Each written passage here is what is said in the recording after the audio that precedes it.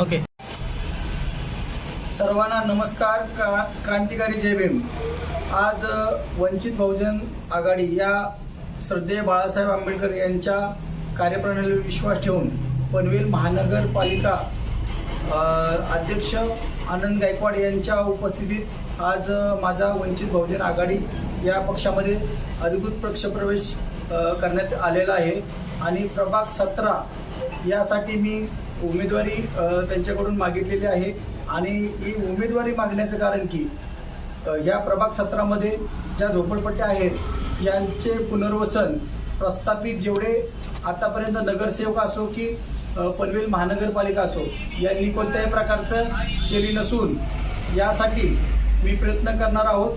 कारण की मी स्वतःही या पंचशील नगरमध्ये राहत असून मी स्थानिक झोपडपट्टीचा रहिवासी असून या झोपडपट्टीच्या ज्या काय समस्या आहेत याची पूर्णपणे मला जाण असल्यामुळे आणि हे वृत्त मी हातात घेतलं आहे की सर्व झोपडपट्ट्यांना पुनर्वसन करण्यासाठी लढा देण्यासाठी मी या पक्षाची उमेदवारी घेतलेली आहे. जेणेकरून प्रकाश आंबेडकर यांच्या आशीर्वादाने आणि यांच्या डॉक्टर बाबासाहेब यांच्या रक्ताच्या पक्षाने आम्हाला सर्व जनतेने निवडून देण्यासाठी मला मदत करावी. आणि सर्व नागरिकांना माझी हीच विनंती असेल, आता नाही तर परत कधीच नाही.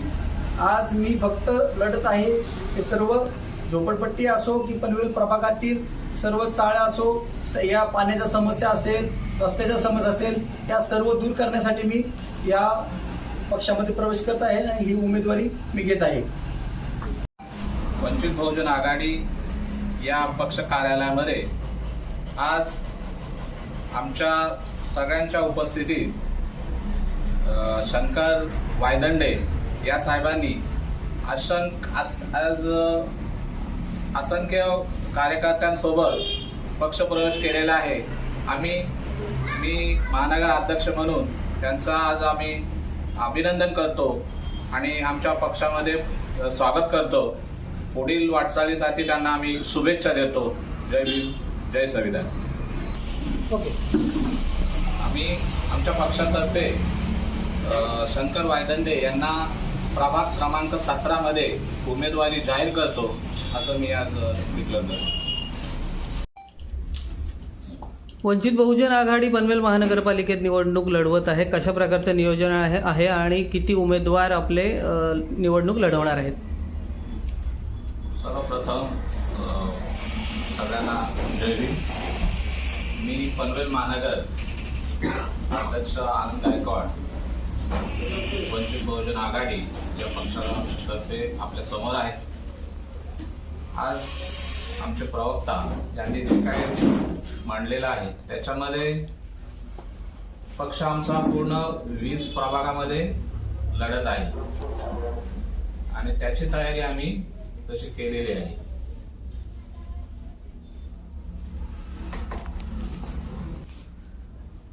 निवडणूक लढवण्यासाठी कशा प्रकारची रणनीती आखणार आहात? पनवेलमध्ये विविध समस्या आहेत, पाण्यापासून संपूर्ण समस्या, रस्त्याचे खड्डे आहे, या समस्यांकडे कशा प्रकारे पाहता आणि निवडणुकीत ते कशा प्रकारे वापराल? नक्कीच आम्ही या समस्या ज्या आहेत याचा पुरेपूर आम्ही आमच्या नागरिकांपर्यंत पोहोचवणार आहोत आणि त्या समस्यावर निराकरण करण्यासाठी आम्ही स्वतः तिथे लक्ष देऊन ते काम करून घेणार आहोत. वंचितचा नगरसेवक पालिकेत प्रवेश करायला हवा, पण नागरिकांना कसं पटवून द्याल की वंचितला निवडून द्या?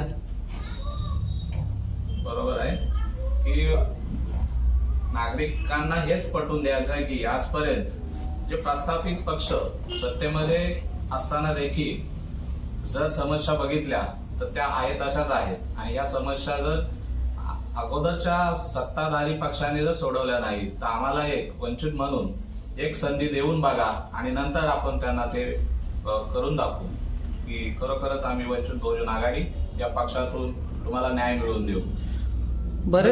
बरेचसे नगरसेवकच कॉन्ट्रॅक्टर झालेले आहेत. पनवेल महानगरपालिकेत आपल्याला तेच चित्र पाहायला मिळतं. त्याच्यामुळे टक्केवारी देखील त्यांची ठरलेली असते असं बोललं जातं. मग आपले नगरसेवक निवडून आले तर काय वेगळं असेल?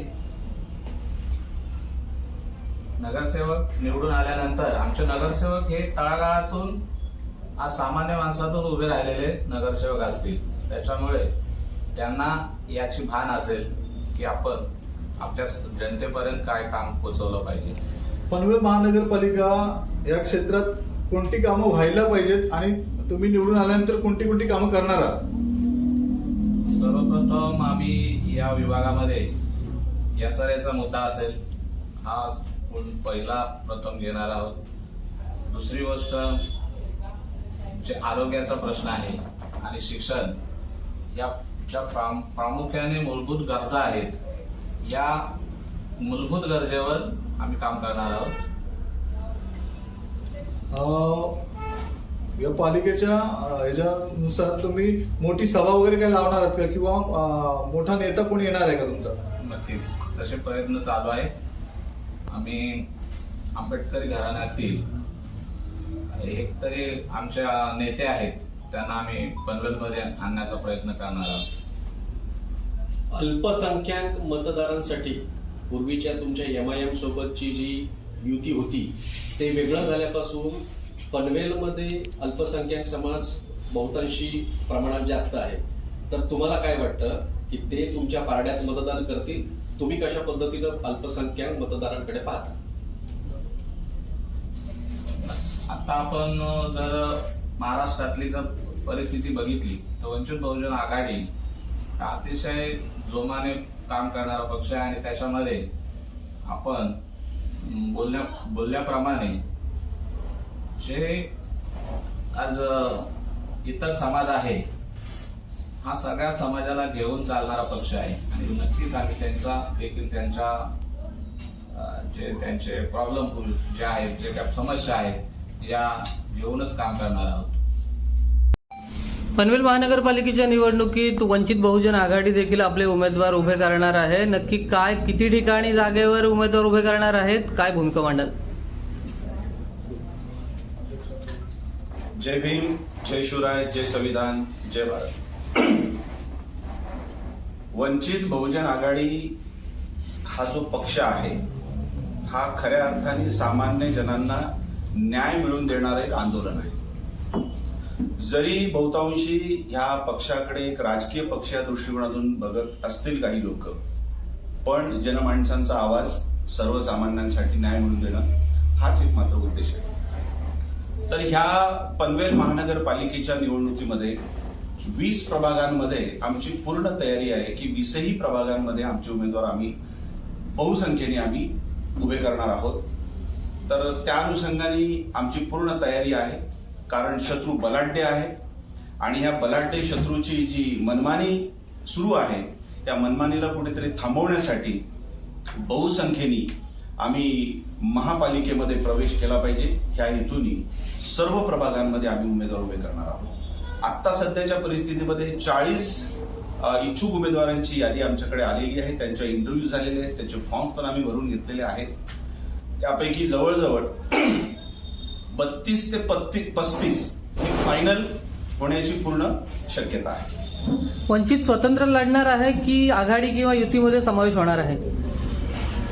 बघा, आमचं खरं तर मत असं आहे की आम्ही स्वबळावर लढवण्याचं पूर्ण ठरवलं होतं, पण त्यातल्या त्यात मूळ एक असल्या कारणामुळं, आमची विचारधारा एक असल्या कारणामुळं समविचारी, खास करून फुले शाहू आंबेडकरी विचारधारेची ही जी पक्ष आहेत या पक्षांनी जर एकत्र येण्याचं ठरवलं तर आमचा हात नेहमी मैत्रीचा हात त्यांच्यासोबत असतो. कोणकोणत्या पक्षांना आवाहन केलेलं आहे की तुमच्या सोबत यावे असं काही? बघा, आम्ही सध्या असं आवाहन वगैरे काय कोणत्या पक्षाला केलेलं नाही, पण स्वतःहून आमच्याकडे काही पक्ष येत आहेत, त्यांच्याबरोबर आमची चर्चा सुरू आहे, बोलणं सुरू आहे आणि लगेच कदाचित आम्ही उद्याला फायनल करूया आम्ही कोणाकोणाबरोबर युती करणार आहोत. एकूण 78 नगरसेवक निवडून जाणार आहेत पालिकेत. आपल्याकडे 40ची यादी आलेली आहे. उर्वरित 38ची यादी कधीपर्यंत येईल? तसं तर आम्ही आज फायनल केलेलं आहे की आज सगळ्या उमेदवारांना आम्ही सांगितलंय की आज फायनल डे आपला आपण ठरूया आणि आजच्या तारखेला सगळ्यांनी आपली उमेदवारी जी आहे ती डिक्लेअर करून आमच्यापर्यंत ते अर्ज तुमचे पोहोचवावेत. तर जवळजवळ आज सगळ्या गोष्टी फायनल होऊ शकतील संध्याकाळी 6-7 पर्यंत. स्वतंत्र लढलात तर कशा प्रकारे नियोजन असेल पुढचं? आचारसंहिता आहे आणि निवडणुकीच्या प्रचारासंदर्भात कशा प्रकारची तयारी असेल? बघा, महत्वाचा मुद्दा असा आहे की संविधान आमची धरोहर आहे. संपूर्ण भारताचा आत्मा आहे. भारताची धरोहर संविधान आहे. संविधानाच्या नीतिमूल्यानुसार संविधानाचं नीतिमूल्य काय आहे की भारत हा धर्मनिरपेक्ष राष्ट्र आहे. तेव्हा आम्ही सगळ्या जाती धर्माच्या लोकांना एकत्रित घेऊन ही निवडणूक आम्ही लढवणार. अर्थात आमचा हेतू हाच आहे की बहुसंख्याक लोक जे आहेत, बहुसंख्याक लोकांना आजही त्यांना न्याय मिळत नाही. ते अधिकारासाठी लढतात. त्यांच्या अनेक मूलभूत गरजांपासून ते वंचित आहे आणि या वंचितांना न्याय मिळवून देण्यासाठी आम्ही सगळ्या जाती धर्माच्या लोकांना एकत्रित घेऊन ही निवडणूक आम्ही लढवणार आहोत. आपण म्हटलं की विरोधी पक्ष बलाढ्य आहे. भाजप असेल किंवा शेकाप आघाडी असेल, हे बलाढ्य पक्ष आहेत. तर या निवडणुकीत वंचितचा कितपत निभाव लागणार? प्रश्नच येत नाही. बघा, आजपर्यंतचा भारताचाच नाही तर जगाचा तुम्ही इतिहास बघा. शत्रू कितीही बलाढ्य असू द्या, एक अशी वेळ येत असते की त्याला पराभव स्वीकारावाच लागतो. आणि त्या स्थितीला आज हा बलाढ्य शत्रू पोहोचलेला आहे आणि म्हणून त्यांचा पराभव सुनिश्चित आहे आणि आमचा विजय पण सुनिश्चित आहे. सामदाम दंडभेद ही नीती वापरली जाते प्रत्येक इलेक्शनमध्ये. तर आपली कशा प्रकारची तयारी आहे? बघा, ज्या व्यक्तीला विषमता प्रिय असते ती लोक किंवा तो पक्ष किंवा ती संघटना, ते ऑर्गनायझेशन साम दाम दंडभेद या नीतीचा वापर करत असते. पण आम्ही फुले शाहू आंबेडकरी विचारधारेचे असल्या कारणामुळं आम्हाला साम दाम दंडभेद या नीतीचा वापर न करता आम्ही समानता, भेदभाव कसा नष्ट करता येईल आणि खऱ्या अर्थाने भारताला धर्मनिरपेक्षता हे राष्ट्र कायमस्वरूपी कायम कसं ठेवता येईल याच नीतीचा आम्ही वापर करणार आहोत. आपल्या माहितीनुसार किती नगरसेवक आपल्या पक्षाचे किंवा समविचारी पक्षाचे निवडून येऊ शकतात? आमच्या स्ट्रॅटेजी प्रमाणे, कॅल्क्युलेशन प्रमाणे आमचे 12 नगरसेवक 100% निवडून येऊ शकतात.